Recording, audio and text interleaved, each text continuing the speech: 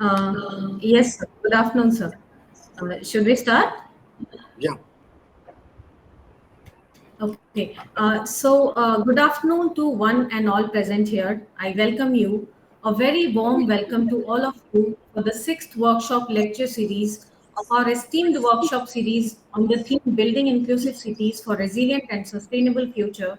We are honored to have you join us today for this crucial event that not only signifies our commitment to academic collaboration but also aligns with the MOU between SPA Vijayawada and UN Habitat. Today's event has two eminent speakers with us, Ms. Mansi Sachdev from UN Habitat India, who is Senior Urban Planner, and Dr. Kartik G, who is Assistant Professor at SPA Vijayawada. Dr. Kailash Rao, Sir, Director SPA Bhopal, could not join due to emergent meeting. Thus, information has come to us.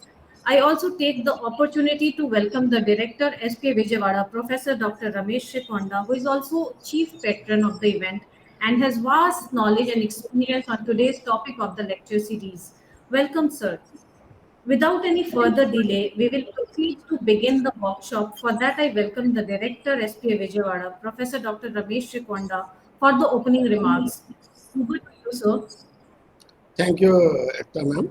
Thanks a lot. Distinguished Yes, guests, esteemed participants, ladies and gentlemen. It is with a great pleasure and anticipation that I stand before you today to inaugurate this insightful workshop on urban regeneration and community planning, UN Habitat Lecture Series 6. This event marks a significant milestone in our collective efforts to shape the future of our cities, fostering environments that are both vibrant and sustainable. I am very much thankful to Ms. Bharala Agarwal and Ms. Mansi Sachdev from UN Habitat. Welcome, madam. In a world where urbanization is rapidly reshaping our landscape and lifestyles, the concept of urban regeneration and the community planning takes on paramount importance. We gather here to delve into these concepts, understanding their dynamics, challenges, and the transformative potential they hold. The urban regeneration is not just about revitalizing concrete and steel structures. It is about regenerating communities, infusing new life into the forgotten spaces, and bringing livability to the neighborhoods. It represents our commitment to preserving the essence of our cities while embracing the changes whatever we see and evolution. By embarking of urban regeneration, we really work out on a journey towards the cities that embody resilience, sustainability, and inclusivity. My dear participants, you are the driving force behind this event. Your presence reflects your commitment to create urban spaces and stand the rest of the time that evolve without losing the essence and that caters to the needs of all citizens. Let us remember that our discussions here hold the potential to shape the cities of tomorrow, cities that thrive on resilience and embrace diversity and prioritize sustainability. Together, let us explore the possibilities, share our visions, and forge the path towards urban landscape that inspire and uplift. Now, I am very much thankful to both the key speakers, Ms. Mansi Sachdev Madam, and Senior Urban Planner UN Habitat, and Dr. Kartik G, SPA Vijayawada. Now I hand over to Ms. Ekta to introduce in detail the key speakers and take over the program. Thank you very much, both the speakers. Thanks a lot. Welcome, madam. Thank you, sir. Thank you so much, sir, for putting forward your thoughts and inspiring us through your words. So I take this opportunity to introduce Ms. Mansi Sachdev. Over the course of previous 17 years, Ms. Mansi have overseen and successfully executed projects in the realms of urban and regional transportation and land use planning, community development, urban renewal, smart cities, and sustainable development in various geographic locations. As an outcome driven collaborator possessing exceptional communication and organizational proficiencies, she has capably managed multidisciplinary teams comprised of planners, engineers, and architects to guide projects from their outset through their implementation and eventual delivery. Her certification as a public participation practitioner reflects her ability to conduct numerous public meetings, community events, and client workshops. Her international work experience encompasses various assignments in the United States, Japan, Hong Kong, Malaysia, Indonesia, the Philippines, and India. Recently, she has been serving as a sessional lecturer and developed several master's level courses devoted to the subjects of urban and regional planning as well as urban anthropology. With this brief introduction, I would like to hand over the platform to you, ma'am, for presenting. Ma'am, is yeah. Thank you, Thank you, ma'am. Ekta, Over to you.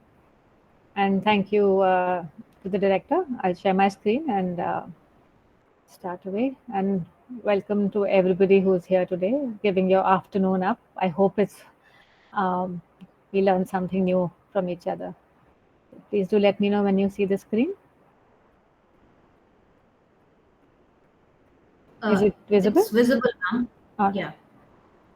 All right. So the way I structure the presentation today is to focus on community planning and also on planned city extensions in the context of urban regeneration, and how do we look at cities, that existing cities, and how to plan for their future. So a little bit of background context setting. We are obviously not the reality of urbanization is not unknown to us. Just for some statistics to get the context, that till about 1960, the first 1 billion people were urbanized, and now over 50% of the global population resides in city. And most of this growth, as we all know, is going to be in Asia and in Africa, so in the developing world. So 95% of this urban expansion in the decades to come will take place in and around us where we are living. Urban growth in the last 30 years has resulted, as we all know, around us when we step out also, we see that it's in crowded slums and sprawling settlements, urban fringes or urban villages that get enveloped into the fold of the city and then convert over the time into urban slums.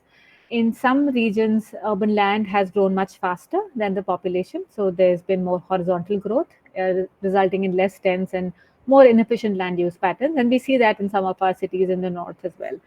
And the land cover of these cities grow faster than what we see happen to the population. 828 million people were living in slums, and this number, of course, is rising since this presentation was made. I'm sure it's outdated now with the number we see. And in the case of Africa, we know that 60% of the urban population is living in slums.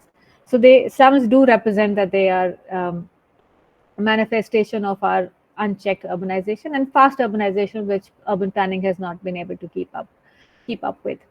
61% in sub-Saharan Africa live in slums, 24% in Latin America, and 30% in Asia. So that's quite a staggering number to give us the quantum of the problem we have for urban regeneration. Another thing, if we switch the angle a bit and look at it from the climate lens, urban compactness and greenhouse gas emissions have an inverse correlation. So for every percentage point of growth that we see in the city core, instead of the suburbs, we reduce the emissions by approximately 5 million metric tons of carbon dioxide. So greater compactness will lead to a more carbon resilient future. So new urban areas and urban extensions, which we anticipate will happen because there will be growth, population growth. This is a vicious cycle, and itself will cause more emissions than the world has generated in the last century. And we all know from the last IPCC report that the world definitely has warmed up as well. So if we look at the context of the unplanned development, the cities have been facing poor municipal finance. They're not being able to keep up with the demand for infrastructure and services. There is informality. There is lack of land registration and their governance issues, which we see in almost every city in the developing world and, of course, in India as well. There are increasing inequalities in the city in terms of the service provision, access to services, and also just reduction of the overall revenue base of the cities. And revenues from taxes, which are primary source of municipal finance in our cities, still remains low in many countries. So most unplanned development then compromises the loss of economies of urbanization.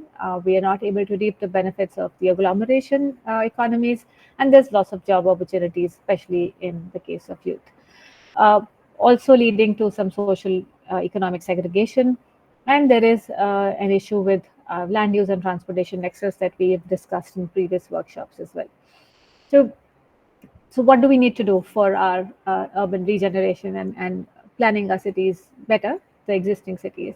So the foundation for economic and social growth we can achieve if there is a systematic supply of land and planned urban expansion. So there is a synergy and a balance that's maintained between urban expansion and and how land is released for development.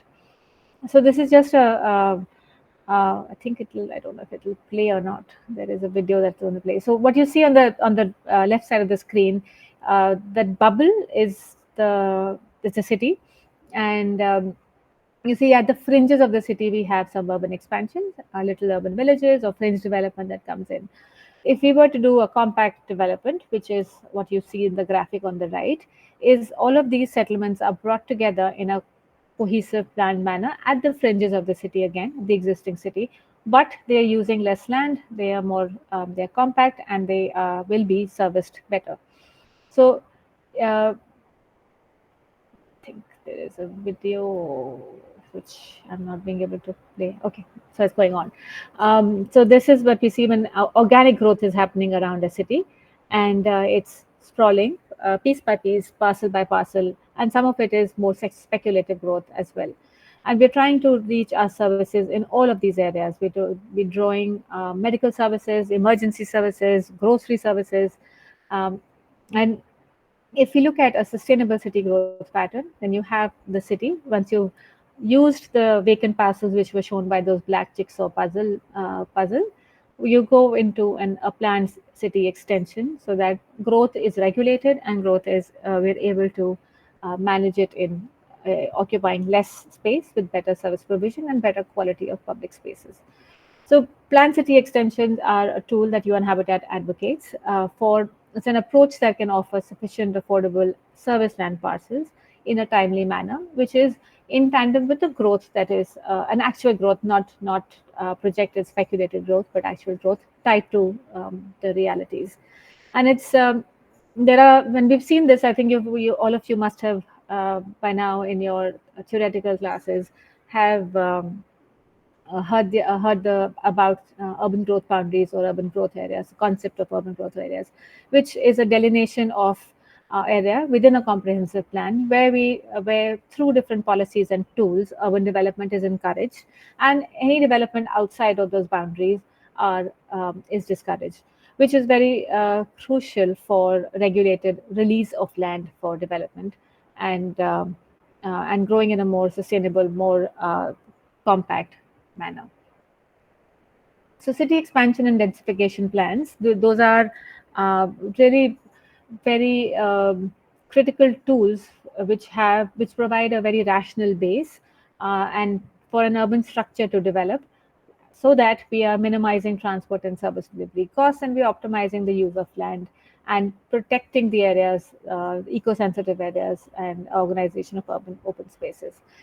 Densification initiatives could include area redevelopment, could include a layout of new areas with higher densities, and also brownfield development where we're looking more inward in the city rather than going outwards. Uh, TODs, of course, we all know is a form of densification of development. Then there are inner city development strategies where we look at promoting infill development, urban regeneration, which is what we're discussing today, redevelopment and reutilization of land which is unused and lying not being used to its maximum potential, and also buildings which are in the process of decay. So we have adaptive reuse of buildings as a popular redevelopment strategy. What are PCEs, or planned city extensions? This approach facilitates cities to plan in advance. You plan at the scale of the expected growth and not speculated growth. And you plan in phases so that we don't release all of the land immediately and then stretch ourselves too thin in providing services, whether they are municipal services, basic services, or emergency services also. And we plan for contiguity rather than leapfrog development. So there are contiguous land parcels that are being developed, and the city is growing in a more compact growth pattern. And of course, this will lead to a sustainable and efficient use of resources and ecosystems. Why should we pursue PCE, which I think the previous slide also gave a good idea of why PCE should be approached for urban regeneration as well as planning for future growth. We define the structure of the city, we define how the city should be panning out, provide space for urban settlements so that they function better, and increase access to service land for population that is going to grow. And later on in the presentation, we'll see different growth patterns and what kind of approaches should we be looking at for urban growth and urban regeneration. And so another why for that, of course, we know it makes absolutely good planning sense, but why from a financial angle is that the transformation of land use from rural to urban, it creates wealth, we know that, it creates value, it produces assets and income for people who own the land.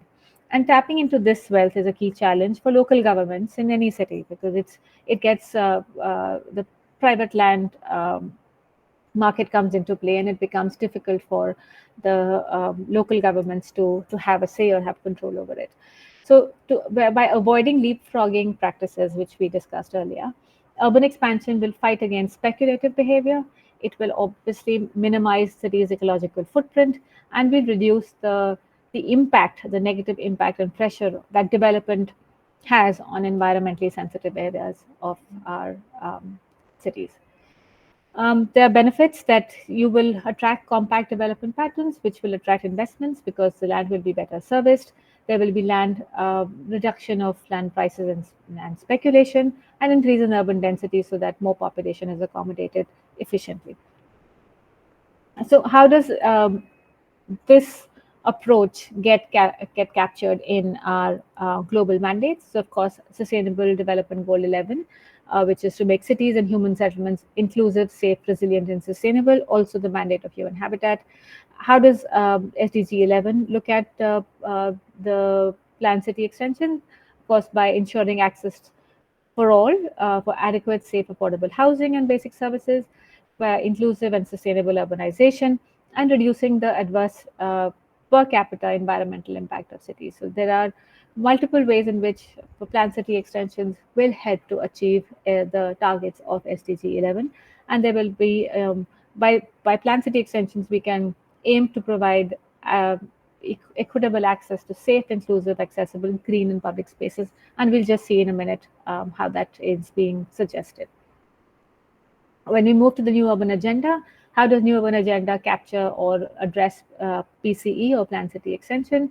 Article 69, it talks of combining urban extensions with adequate densities, 51, 52. So a lot of emphasis in the New Urban Agenda also on planned urban extensions and infill development, where we prioritize renewal, regeneration, and retrofitting of urban areas instead of going outwards, so that we have adequate public spaces and promote integrated approaches to development.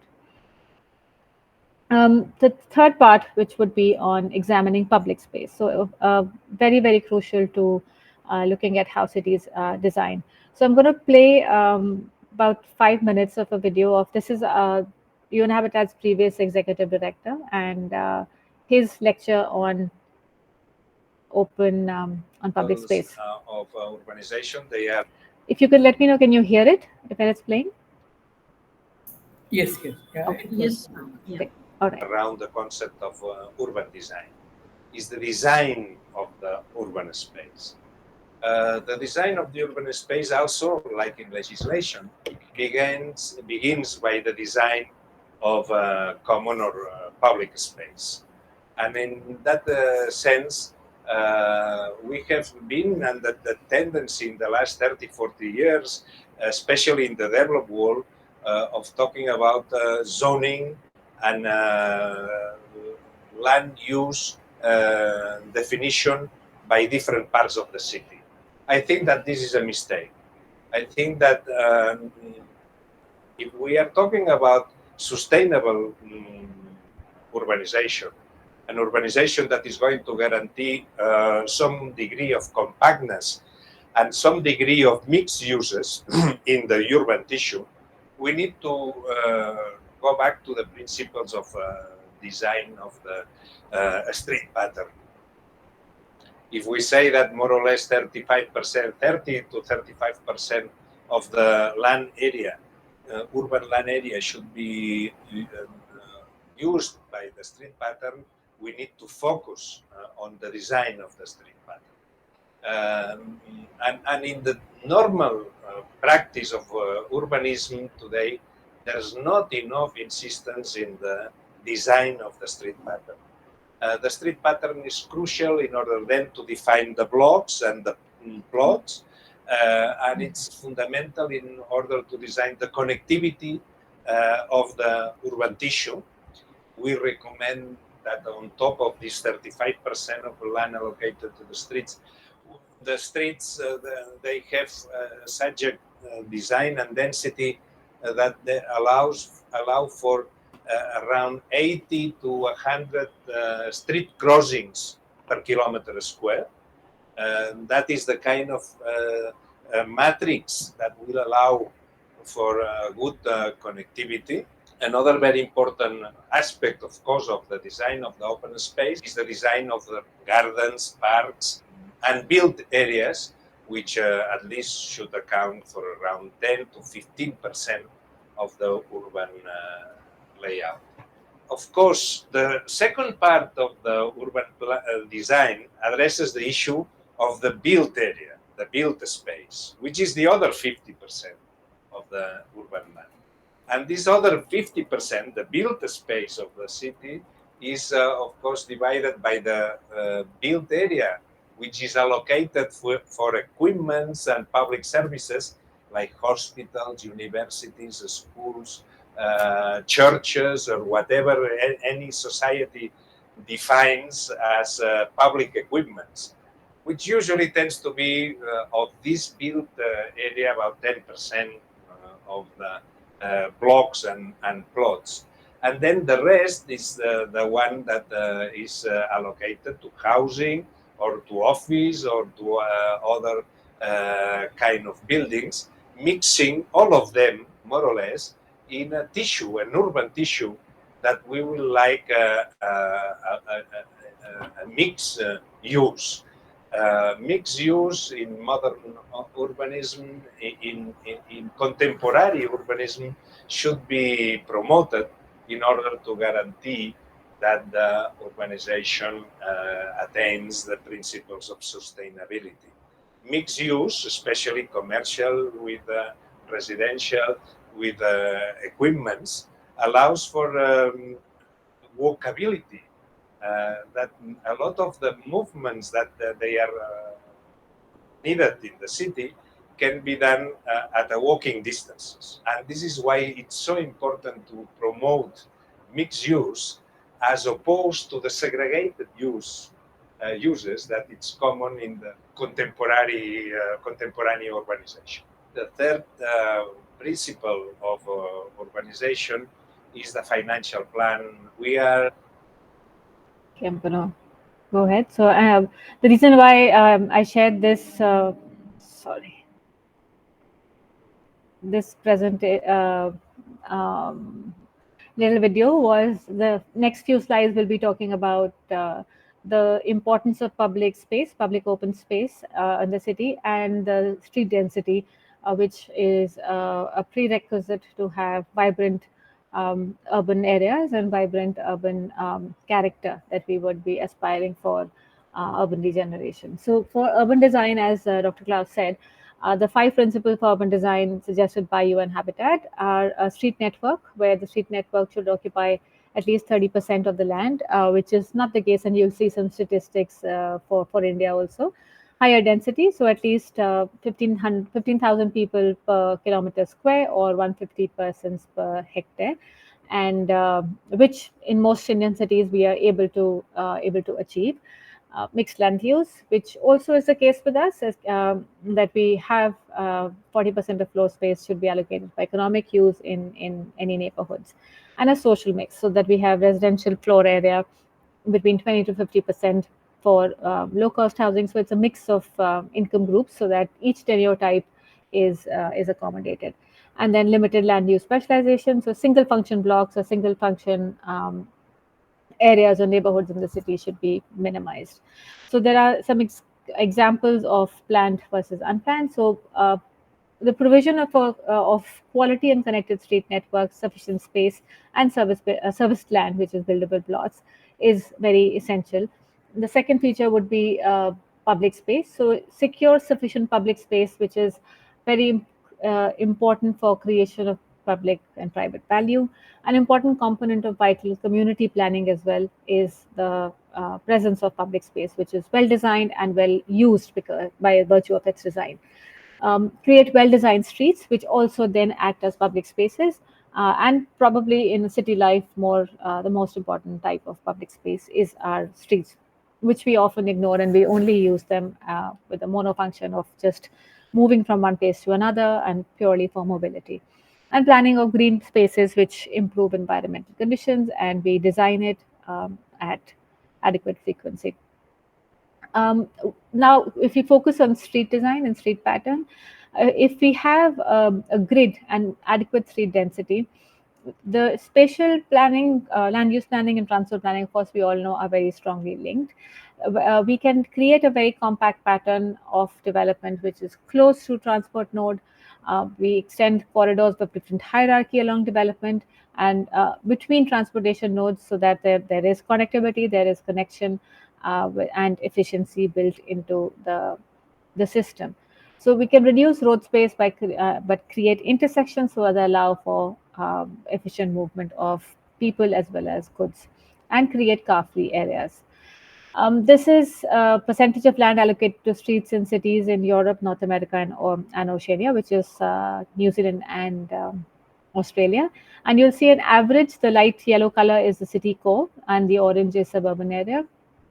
Most cities, if we go from, say, Washington, D.C. to Amsterdam to New York, or even if you go to Sydney, they range from 25% and to about 35%. That's the street density, which are, and of course, the suburbs are where the street area under streets is less than 15%, and they are often characterized by being fragmented.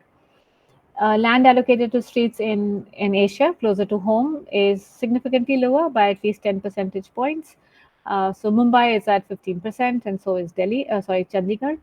But Hong Kong, which is probably the most dense urban environment, still is at 35%. So density and street design, higher densities can still be achieved with higher percentage of street design given, which is pretty evident in the case of Hong Kong. It is a very peculiar example also. How do we promote urbanization through infrastructure development and development of water services? This picture I'm sure each and every planner and urban practitioner has seen. It's from Seoul, where derelict, unused, polluted river, which was almost like a nala, was converted to a vibrant open space, and they also covered highway into creation of a public space. And there are similar examples from Boston as well.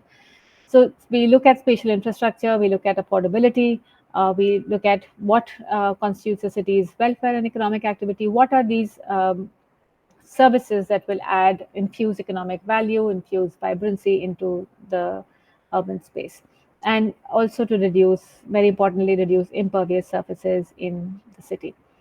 Street patterns will also determine what quality of environment we end up with. So there is Good urban patterns begin with street networks. So it's what necessary is that we look at what do we need for a 30-year expansion. We secure land for the roads, and I think that's being done in some parts of Gujarat with their town planning schemes, that the roads are secured first, and you secure land for public open space, which is a very important connective tissue when it comes to urban development. And then the implementation is done in 3 to 5 year planning increments, while when land has been secured, so that there is very limited room for haphazard development and inefficient patterns of usage. The two pictures on the screen show very different urban environments, and of course they are very removed from where we are, the kind of urban realities we have in India. But the slide is kept here to drive home the point that the street network can determine what kind of urban life and quality that we experience in our cities. Savannah, USA is more of a gridiron pattern, more frequent intersections, smaller blocks, higher densities. When you look at Irvine again in the US, and they were planned in the 1950s, there's more sprawling, more suburban, and more fragmented, and include very exclusive sort of development. In this section, we'll examine different approaches to urban growth, and try and apply certain concepts that we have discussed in the previous section. So, planned city extension, there are few ways in which we can look at interventions, and what you see on the screen are 5 different methods. And all of these are documented and available on UNHABITAT's website. Under the resources, knowledge products section, you'll be able to find them. So there are 5 strategies. First being planned city extension. Where do you do it? We do it in intermediary cities, in cities that are vibrant. And how does it get decided? By the cities themselves, or a national policy that is looking at planned city extensions. And the potential here is that 60% of population can be absorbed by planning these extensions, in which is what you see marked as number 1 here.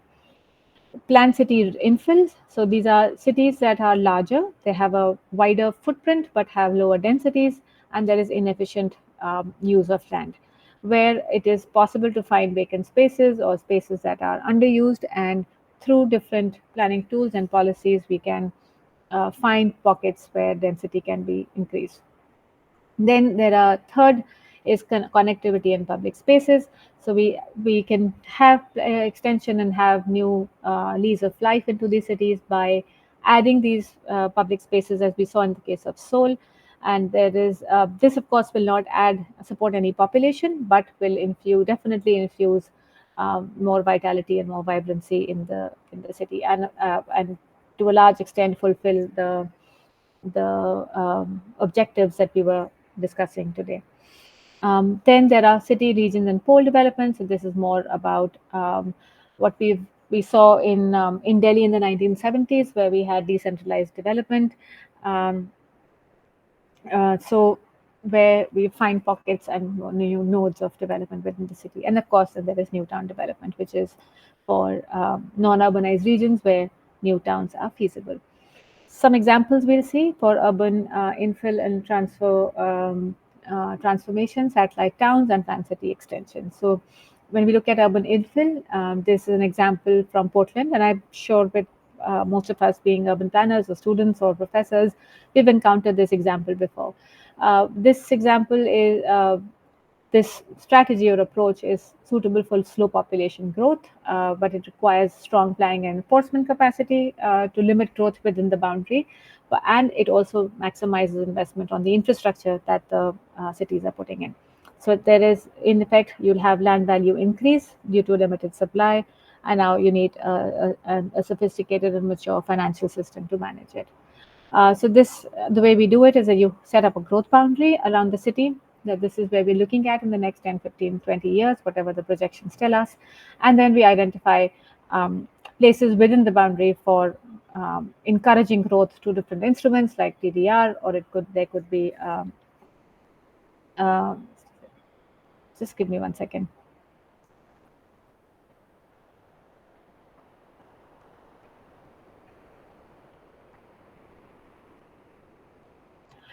Okay. Sorry about that. And then that we designate the reserve area. So if there are eco-sensitive zones around the city, we mark them, and they are a noble zone. So there are reserved areas also. Second option, the satellite towns, which means there are multiple centrality, then indicated for rapid growth for large site cities. And it also, when you have rapid growth and you have different multiple districts, multiple agencies that come into play, so that it requires more coordination between municipalities and districts. And we could see this in the form of any large city. In fact, even Vijayawada, for that matter, you have suburbs, you have satellite towns closer in the fringes of Vijayawada, certainly more um, coordination between the municipalities and the corporations that are around, in and around the city. And you need transportation to link it with the core. Pune is doing something similar with their new master plan, but definitely the backbone of such a plan would require a very efficient public transport to link it. And it needs jobs and services and satellites. And Hong Kong's done something similar with their new town development, but it runs on the MTR, which is their core. Then satellite towns, which again multiple centralities. So a graphical version of what we saw on the screen before is that you have different cities, you have one main metro or a metropolitan area, and we connect it first with transit, and then create a link between the cities also, so the loop is completed. Option 3, which is a planned city extension. One way to picture this would be the town planning schemes that we see in some states in our country, where you have a defined policy, defined mechanism for land pooling and creation of the subdivisions and plots. So this needs strong political continuity, a strong policy system to achieve long-term plans. It also needs an understanding of market, so that we identify development strategies and in conducive to different stages of development, and linking it with existing infrastructure. So this is the example, of course, is of Barcelona, or we could take the example of Washington DC, also back in the 1800s. So you calculate land, and this is typically how we've learned. All of us have learned planning. We're probably good at doing this, but we're not good at giving it implementation teeth in the case of India. So we calculate need for 20 to 30 years, put a grid, or whichever system that we devise, which is most efficient for our context, and then incrementally develop according to the demand that is being shown. So that's what the planned city extension would look like after securing land for streets as well as for public spaces. And that's what I have for all of us today. We'll be happy to answer questions.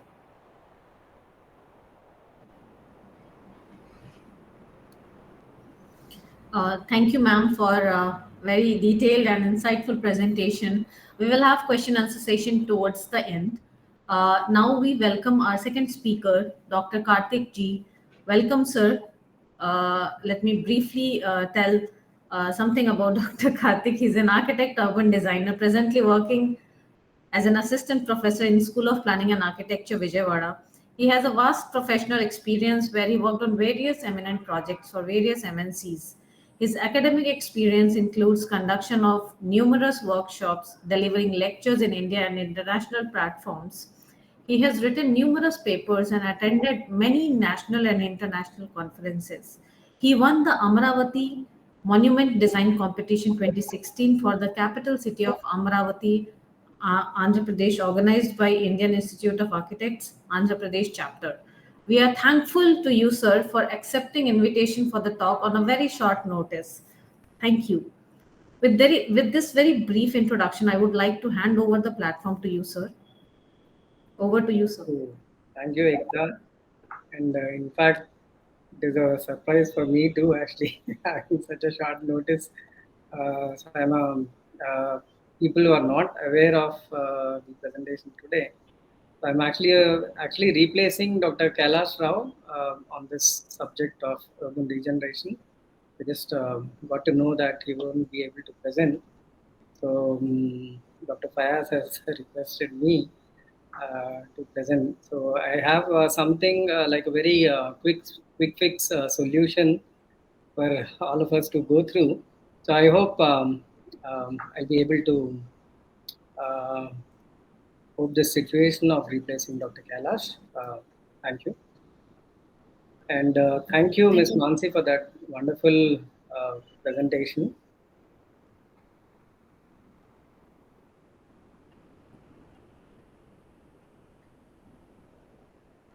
You can share your screen, sir. Just sharing my screen.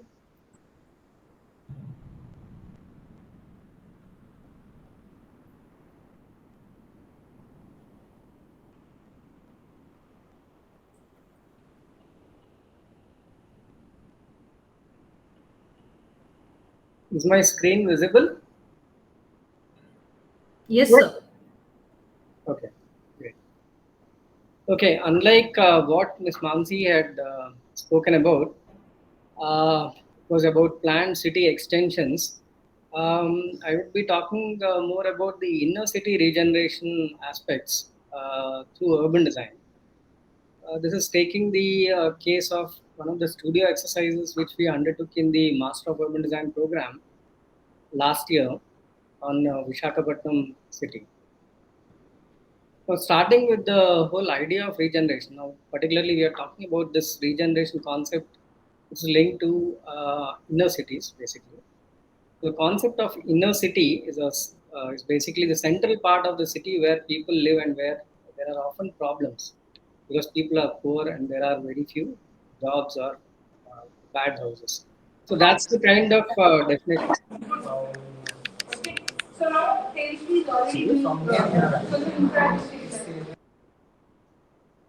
Yeah, so there was some background noise. Sorry. Yes. So this is the basic understanding of inner city as per Cambridge Dictionary. So a place which we could call, which is actually associated with a lot of issues and problems.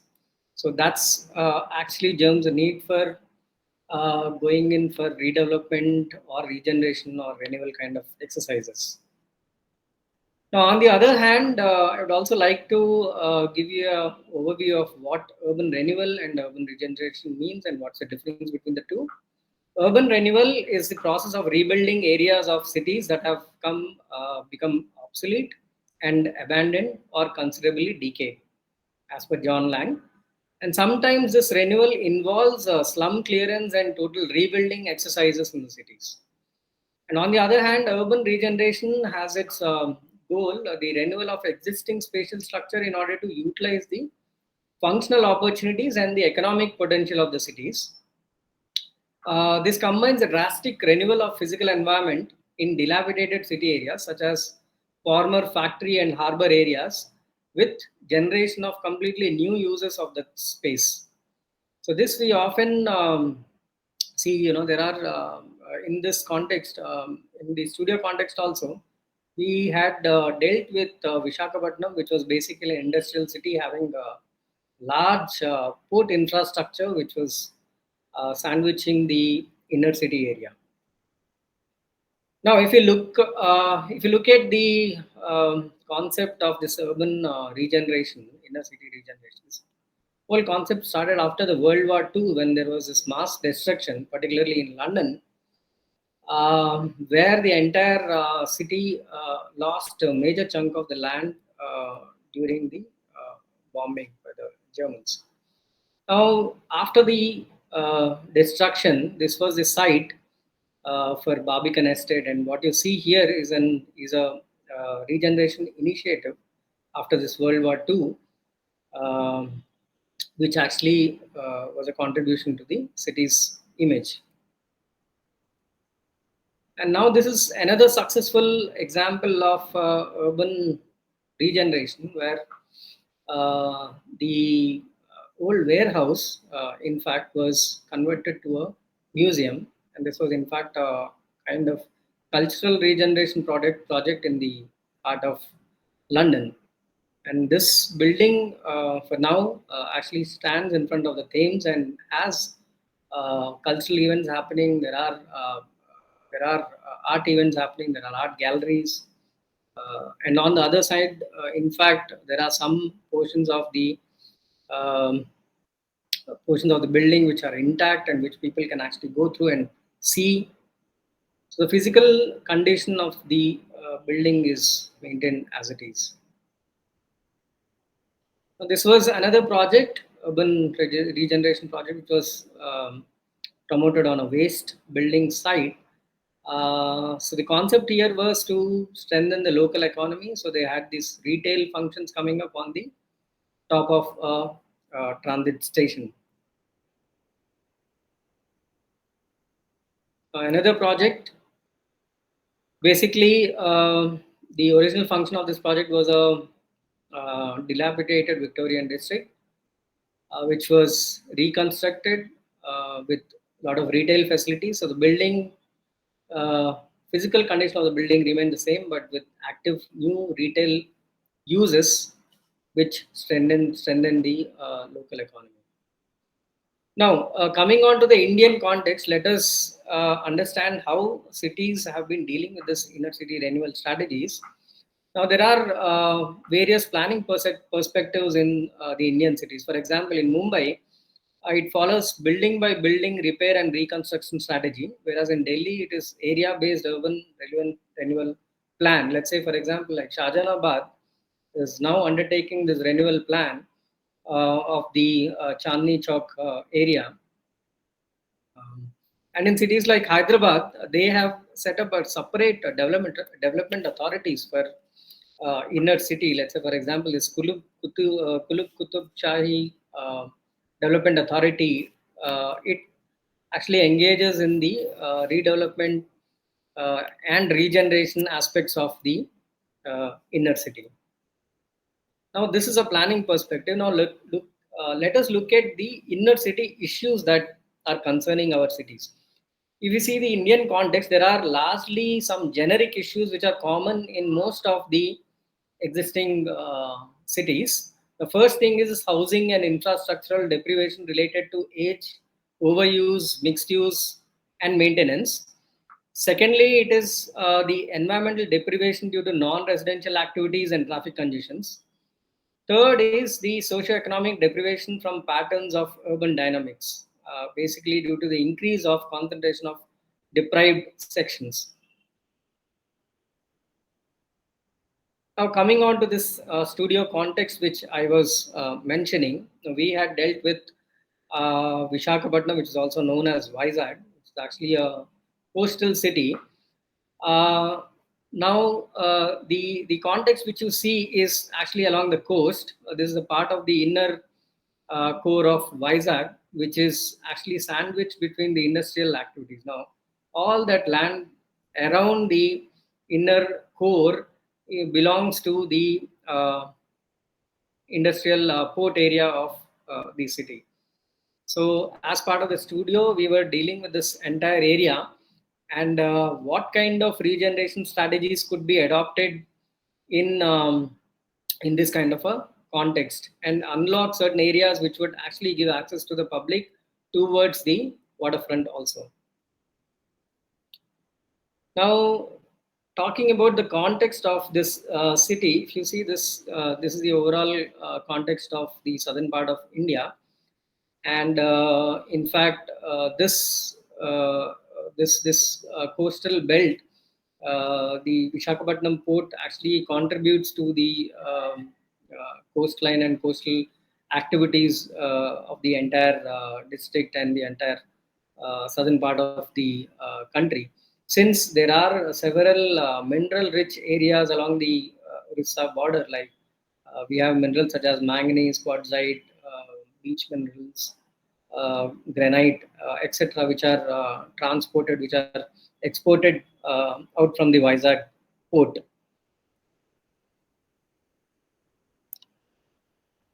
Now, this beach is the coastline is also sensitive in terms of having a vast extent of mangrove forests which have depleted over a point of time. Now, if you see, like since 2004 to 2014, there is a great decrease in the extent of mangrove forests that were there along the coastline because of this growth in the industrial corridors along the coast.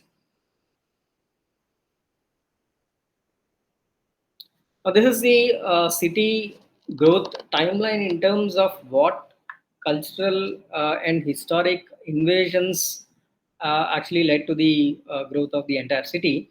Starting from the Kalinga Empire in 343 BC, uh, then later on the Mauryan Empire took over the city, and the predominant interventions in the city, southern part of the city, particularly the inner city, was dominated by the Vijayanagara Empire, because there were a lot of buildings which came up in the 16th and 17th century after the Dutch rule and after the British rule.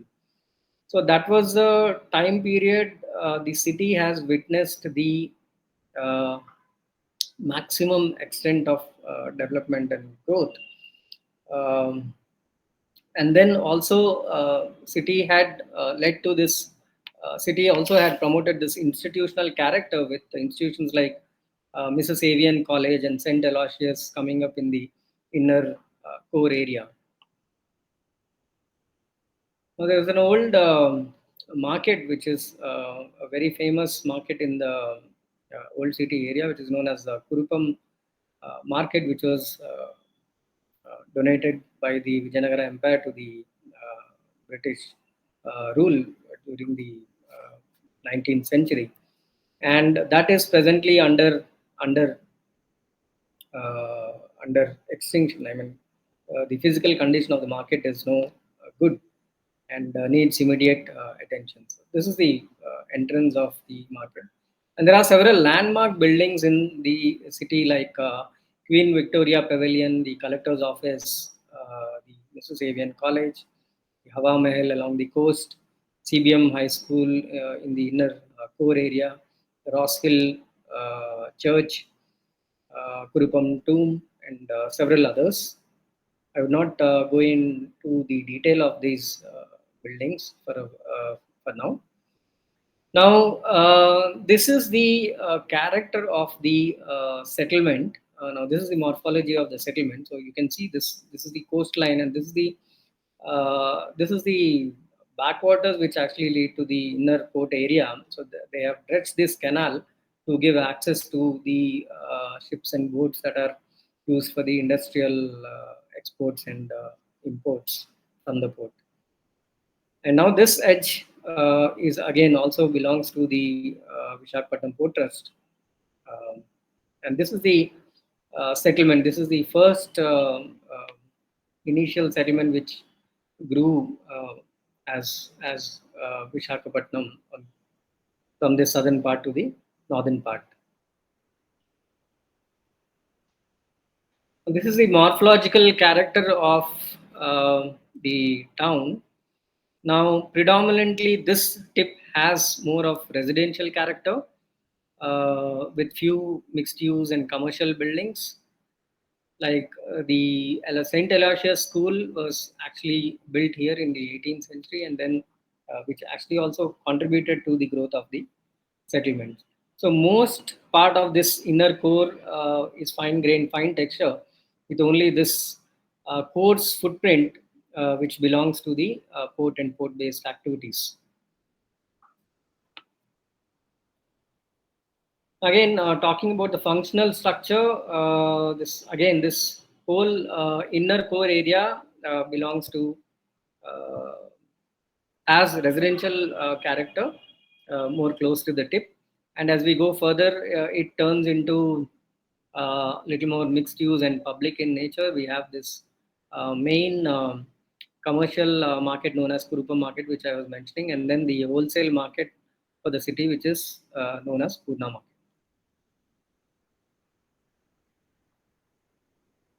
Now, there are predominant number of buildings which have been constructed pre 1900, and the condition of these buildings is either these are defunct or they are in the dilapidating condition, which needs immediate attention. So there was we had mapped these buildings and made a note of them so that they could be potential for the regeneration exercise which we undertook.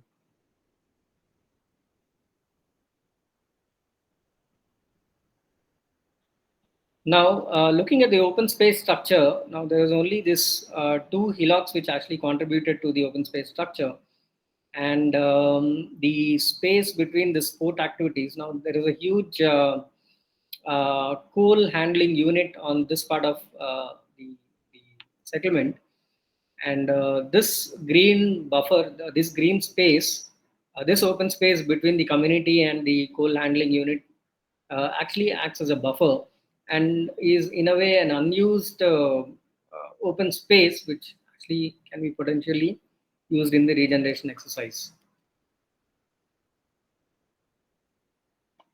Now, this is the movement network of the area. So we have the movement actually takes a loop from the other parts of the city, and this becomes the terminal point of the movement network, where we have the old post office, which is the most important junction of this entire area. In fact, there is a proposal of metro which terminates at this inner city portion, which is in pipeline, and which is going to give great connectivity to this inner city portion. Now, the only point was that though there is this road network which is seen here, this is totally disconnected with the community, since this is largely used for port-based activities, and that's the reason why there are heavy vehicles moving along this loop along the coast and the industries. This is the pedestrian movement and network. So we could see this not many connections are coming across, which could actually get the public towards the waterfront. Rather, the connections are more linear upwards, which are moving away from the coastline. So one strategy was to strengthen the connectivity towards the beachfront. These are some of the selected, these are some of the building typologies. Basically, the Queen Victoria Pavilion, which stands like a landmark building at the road intersection. Then we have the Kurupam Market. You can see it is in dilapidated condition. The building is no more usable. Then we have the Dutch colonial bungalow, which is again dilapidated. Then we have the British colonial bank, Vijayanagara style building. So there are a lot of historic buildings which need a lot of immediate attention. And there was, we also had to talk to the public there. We interacted with the ward secretaries. We collected a lot of information from them as to what were the real on-ground issues. So we made it more uh, like a community based exercise. So there were also news articles which stress the need to redevelop or regenerate this area. For example, this stadium building, which was built by the corporation, was no more in use. So it was used more like a dump yard. So there was a big STP, which is part of the inner city. So there are a lot of vehicles collecting waste and going in and out of this inner city, which was not intended. Now there are these old school buildings, again not put to any use, but they're occupying potential land. Now some of the regeneration initiatives were to strengthen the movement network within the inner core. Since this metro was coming into the inner core, so the idea was making a transit-oriented kind of um, development, which would actually use the metro station as the starting point to connect other activities and all. Now there was more emphasis on the canal front and canal front as well as the sea front, because this canal front again was more of a defunct space. As I said, that it only acted as a buffer space between the inner city core area as well as the industrial activities, and didn't contribute to any of the recreational activities. And also there was a strategy used um, uh, to induce more tourism, since there are more of historic buildings. So why can't the character and why can't the uh, buildings with heritage value be put back to touristic use? And there were initiatives to have adaptive reuse of certain buildings which were more or less good in condition. Now, for example, this building, this is the Queen's Mary Government High School building, which is right there at the terminal point of the community, which opens up in front of the Queen's Mary High School. There is a huge space that opens up. It's quite visible from the road, and it actually is an ancient landmark as well. So we had documented this building. We had created floor plans, sections, and views, and then based on the geometry of the building, the size of spaces, as well as the typology of the building, we started inducing public activities into the buildings. Let's say this building can house events at the lower floor where there were more of semi-open areas, and then there could be public galleries, exhibitions happening at the upper levels. And then also, since it was a school earlier, we had induced this reading based activities on the like upper floors. Now, this is the junction, old post office junction, which had the issues related to encroachment of road edges, lack of edge definition, lack of street elements. There was a visual chaos on about the activities happening on the street, and there was a lack of pedestrian infrastructure because there were a lot of people plying on this road. Since there was no bus shelter along the road, there was only buses which were taking U-turn, and there was no proper pedestrian infrastructure for people to wait. So this became an interesting opportunity for the students. So they created good pedestrian infrastructure which was connected to the metro station further. Yeah, since there were more of heritage buildings like Kurupam Market, you can see this is the Kurupam Market, then this is CBM School. So there's a kind of heritage walk which was created to strengthen the cultural identity of the place. And along that route, we had also uh, planned to have small kiosks, bus stops, public toilets, auto stands, bus stops, cycle stands, and this kind of pedestrian infrastructure using the historic theme. And some building facades were restored using the same architectural styles as they were in the past. Now, this stadium building, which was defunct, and stadium building which was not used at all and used a large chunk of land in the inner city, was another great opportunity. Since there were several issues concerning the stadium building, there were issues related to misuse of the stadium building. There was issues related to dumping. There were issues related to other uses, and also physical condition which was dilapidating. So we kind of discussed to have public activities. Let's say we could have community inclusive activities along the stadium. There were plazas which were included, food street which was included in the program, and without altering the spatial quality of the building, new uses were put inside so that the large chunk of land which is right in the middle of the city could generate a lot of income, uh, variety of income for the community there. And also there were concepts of urban farming which was proposed in this particular context. Now, this is another portion of the same inner core. This is the terminal point, the Queen Victoria Pavilion. Now, there were these alternate connections which were developed. This is the Kurupam market, which we tried to restore as a part of the regeneration exercise. New uses were suggested for this pocket.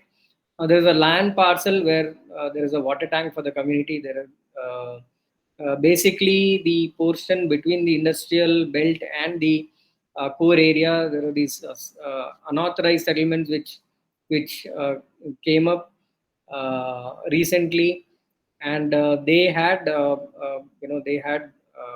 been lacking in terms of the basic infrastructure and basic levels of community needs that they want. So this potential space was used to provide all the amenities for both the inner core as well as the deprived section. Now there were these street improvement exercises which were undertaken. So there was infrastructure for auto stands, infrastructure for pedestrians which were developed around this Queen's Victoria Memorial.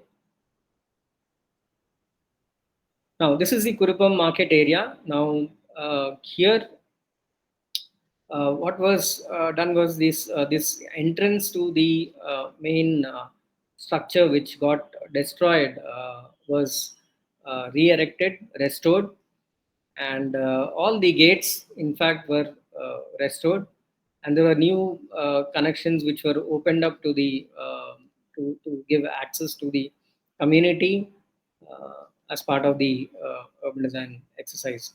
And there were these open air food courts and food markets which were introduced in the front portion of the market.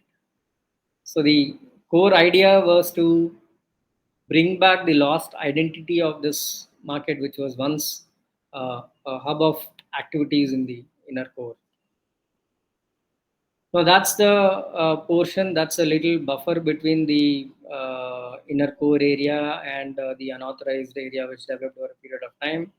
So, and that's the route which lies, that's the space which lies along the proposed metro line. So, uh, we had also initiated certain ideas which can help us to use the space underneath the metro line, and also give connectivity to the people to have some kind of vegetable market inside this portion. The portion in front of the OHT can be reused. Then certain pockets which could define space for parking, because parking was going haywire in this inner core area, and also space for space usually given for mobile vendors.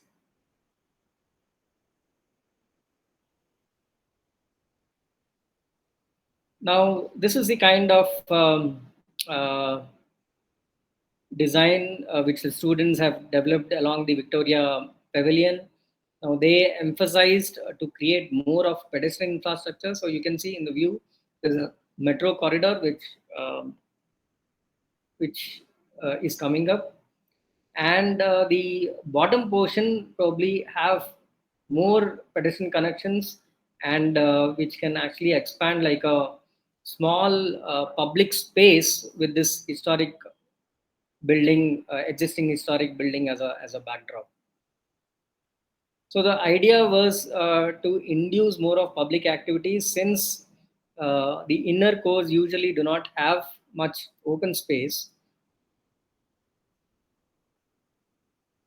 Now that's the buffer area between the industrial pocket, industrial hub, as well as the community. Now this buffer was regenerated into an active public park. So with more of public seating, public facilities, children's play area, kiosks and vending zones, and more of pedestrian infrastructure, along with the canal which was regenerated. Now that's it.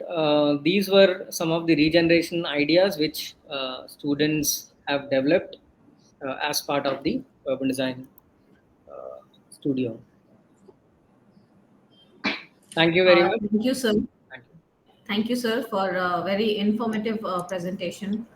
Now the platform is open for question and answer session. I request the participants to ask questions.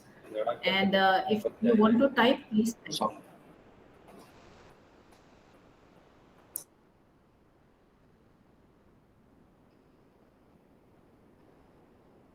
Participants, do we have any questions?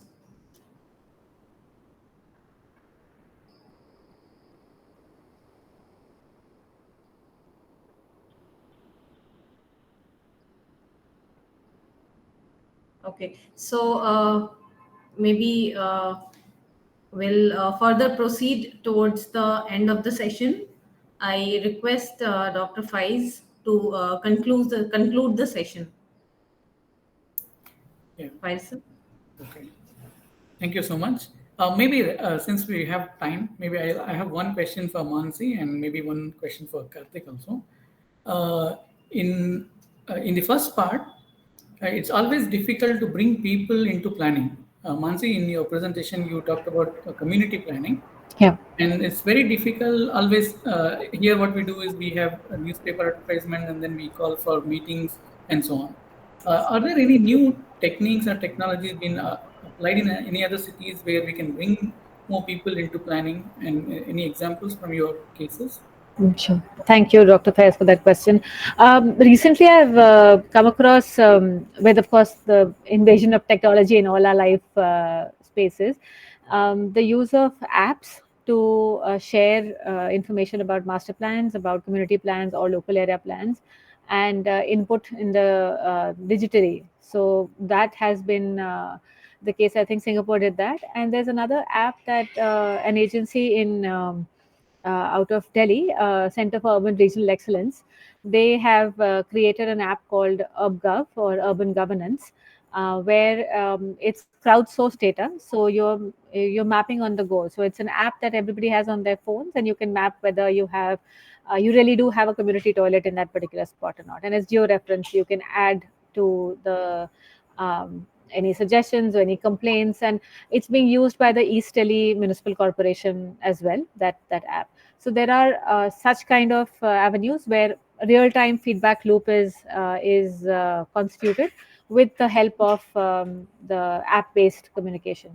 So that's there. And what I've seen in when I was living in back in Singapore is when they do their master plans and you need to take out to take feedback, there are in their wards, or they call them districts, the community centers of the districts, they have exhibitions or display of the plan for a continuous period. It's not just one evening on one Saturday, but it's a continuous display, and you have a couple of urban planners stationed over there to get input as and when public finds the time. So I think a larger window also to give feedback, and a couple of ways in which we can multiple options actually to get feedback would be helpful over there. Mansi madam, just I wanted to tell you that advocacy planning or participatory approach, as what you have mentioned, it was really it's really interesting, then which it is really required for the planning process. But so many stakeholders related to the persons who involved in the planning process, their involvement is one side, and the public, the citizens' involvement. Generally, what happens was there is two distinct ways, whatever we observe.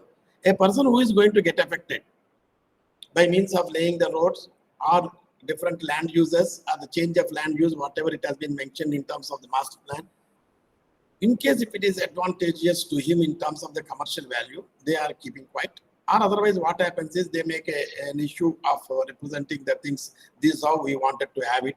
They may create a group and they can come and start giving their way of seeing the things.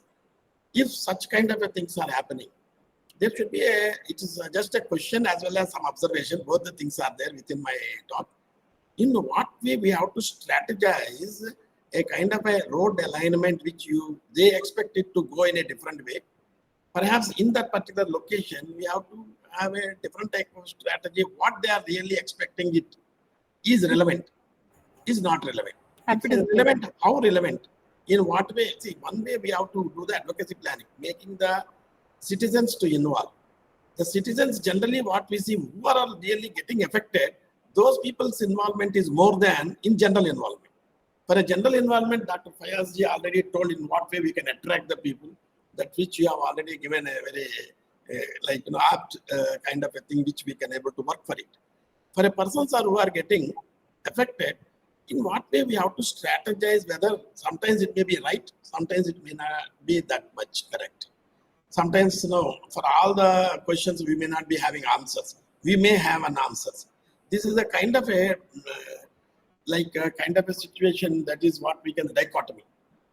To accept or not to accept what, for not to accept what. In what way we have to strategize certain locations, at least at the same time involving the participatory approach, that advocacy planning or whatever we say. What is your reaction about such areas, madam? Sure. Thank you, Director, for your question. You actually answered your own question. It's a process of negotiation, and it's a process of, I think, obviously we're in a democracy, so it is a process of going through each and every case, and there is no one size fits all here to answer. But what I've observed in other countries is that the policy is very strong to achieve the results that the urban planners or policymakers want to see on ground. So if there is a policy to say that the FAR would be X, or we are changing the FAR from X to X, or there is transfer of development rights that will be brought into, those kind of tools and instruments are used ubiquitously. It is not it won't change for resident A versus resident B. It's a ubiquitous sort of thing, and there is no discrimination there. So if there is, and you rightly pointed out, if it is advantageous to a particular landowner, it will get done very quickly. If it is not, then it goes into a rigmarole and it goes to through a proper legal discourse. But there is no shortcut to this. I don't think in our urban planning field there is any shortcut. It just gets into more negotiations and more. So at the end of it, I think what we have to strive as urban practitioners and planners is to keep our end goal very clear and have very logical planning instruments to achieve a certain urban sphere or urban environment that we are aiming for. And our acts and policies are very detailed. It's about the implementation that I think where we are not fully reaping the benefits of those. Thank you, ma'am. No easy answer. One question to Dr. Karthik. Thanks for filling it up in the last minute, and it was a very interesting work that you showed. I think many of the Indian cities are involved are likely to be doing some kind of work in these lines, I guess. So where do we start this kind of work? What kind of database is required? For example, you have shown very methodologically history, physical development, infrastructure development, a set of data set you showed. So for, let's say, for regeneration process or regeneration activity, what do you think, or what is your suggestion that the city should have as a database? Minimum required information as a database to start this kind of process. I think when we undertook the study, first of all, I'd like to thank Ramesh sir, because this was one opportunity to get into this and quickly fill this gap, because Professor Kailash could not make it. And I was this is an opportunity for me to show what our students have done. So probably the point which you are asking is already there in the presentation, that the kind of study which we undertook. Now, the title of the presentation clearly said this is an urban design perspective. This regeneration exercise which we took was part of the urban design studio. So we focus more on the urban design aspect of it. Rather, the regeneration tools can be many. They can be financial regeneration, they can be planning-led regeneration, they can be culture-led regeneration, etc. So we, firstly, if we talk about regeneration in urban design perspective, then definitely we would need the data set more about the condition of the settlements there. Condition and what kind of activities are right now happening or not happening. So, which would actually tell us or inform us more about the opportunities that we have in regeneration. So, it will be interesting for us to investigate on whether there are any opportunities of regeneration or not in inner cities. Then, if there are opportunities, let's say like there are lands which are defunct, decaying, buildings are decaying. I think those would be better opportunities, and also most of the inner cities are also going for infrastructure upgradation because the population has increased. Now, these upcoming projects, like say inserting metro into the inner core, in itself is a challenge, and having infrastructure upgrade of that sort is a larger challenge as well as an opportunity. So these opportunities could be well utilized and integrated in our design approach. That's what I feel. And in fact, when Ms. Mansi was presenting the 5 key points which she mentioned in which can be considered in planning the city extensions, these would have been probably drawn from inner core itself, with a social mix, mixed land use, high density, street network. All these components are already there in our inner cities, which have been drawn to design our city extensions. So, better we understand the inner core areas, the better we can design our cities. Thank you, Dr. Karthik, for your insight. Yeah. If there are no questions, we can close it. Before I close, I would like to thank the director, Ramesh sir, for the opportunity and also for bringing this MOU itself in live. Also thank Mansi Sachdev for the time, and also for she's also been active in all the sessions and bringing a lot of experts from different areas, giving us and our students variety of case studies that otherwise it will be difficult to get hold on. And also Dr. Karthik for the last minute And in fact, the last minute. yeah, it was good. I hope I've not disappointed people who are actually looking to learn something about regeneration. Thank you for the opportunity. And also for Ms. Ekta for organizing this for today's session. And this is the 6th lecture we had. We have 3 more sessions after this. One each scheduled on September, October, and November. One is on water sanitation